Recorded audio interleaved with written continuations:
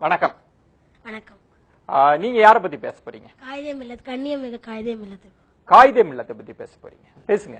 அவரை ஏன் பிடிக்கும் அப்படின்னா, அவர் ஒரு இஸ்லாமியனா, இந்தியனா, தமிழனா, தலைவனா, தனக்குத்தானே ஒரு இலக்கணம் வச்சுட்டு அந்த இலக்கணத்துக்கு படியே வாழ்ந்தாரு. அவர் வந்து நிறைய பதவிகள் வகிச்சாரு. அவர் இந்தியன் கான்ஸ்டிடியூவன்ட் அசம்பிளியோட ஒரு உறுப்பினர், முஸ்லிம் லீகோட தலைவர், சட்டமன்ற நாடாளுமன்ற உறுப்பினர் மற்றும் பல பதவிகளை வகிச்சார். அவர் இவ்வளவு பதவி வகிச்சாலும் அவர்கிட்ட எனக்கு ரொம்ப பிடிச்ச தன்மை வந்து எளிமை. அதற்கு வந்து ஒரு எடுத்துக்காட்டு சொல்றேன். அவர் வந்து குரோம்பேட்டையில ரொம்ப சின்ன வீட்டுலதான் வாழ்ந்தாரு.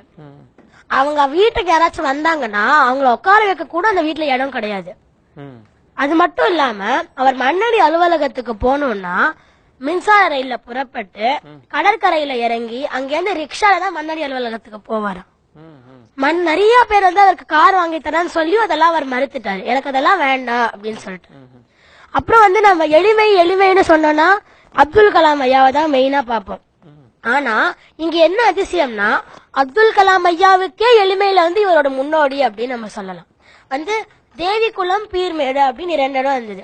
அந்த 2 இடம் வந்து கேரளாவுக்கு போயிடும் அப்படின்ற நிலை வந்த போது காமராசர் வந்து அது இந்தியால தானே இருக்கு அப்படின்னு சொன்னாரு.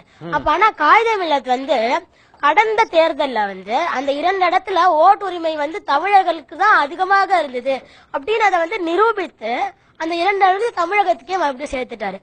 இதுல என்ன இன்னொரு அதிசயம்னா, அவருக்கு வந்து ஓட்டு நிறைய கிடைக்கிற இடம் கேரளா தான், ஆனாலும் அதை தமிழகத்துக்கு தான் அவர் சேர்த்தாரு. இவ்வளவு நேர்மையா இருந்தாரு அவரு. ஆனால் இன்றைய அரசியல்வாதிகள் எப்படி இருக்காங்க? தேர்தல் காலத்துல முதலீடு பண்றாங்க, பதவிக்கு வந்ததுக்கு அப்புறம் பங்கீடு பண்றாங்க.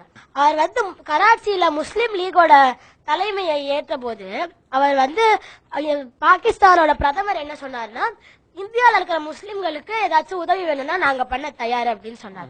அப்ப காயிதே மில்லத் வந்து நீங்கள் ஒரு நாடு, நாங்கள் வேற்று நாடு, இதில் நீங்கள் தலையிட வேண்டாம்.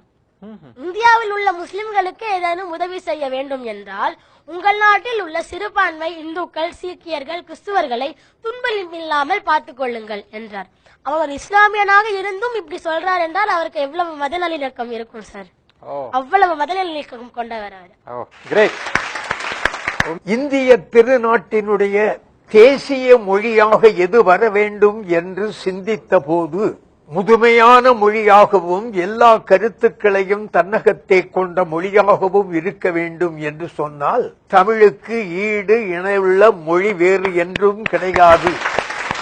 எனவே இந்திய தேசியத்தினுடைய தேசிய மொழியாக, ஆட்சி மொழியாக, தாய்மொழியாகிய தமிழ்தான் வர வேண்டும் என்று வாதிட்டவர் மரியாதைக்குரிய காயிதே மில்லத் அவர்கள்.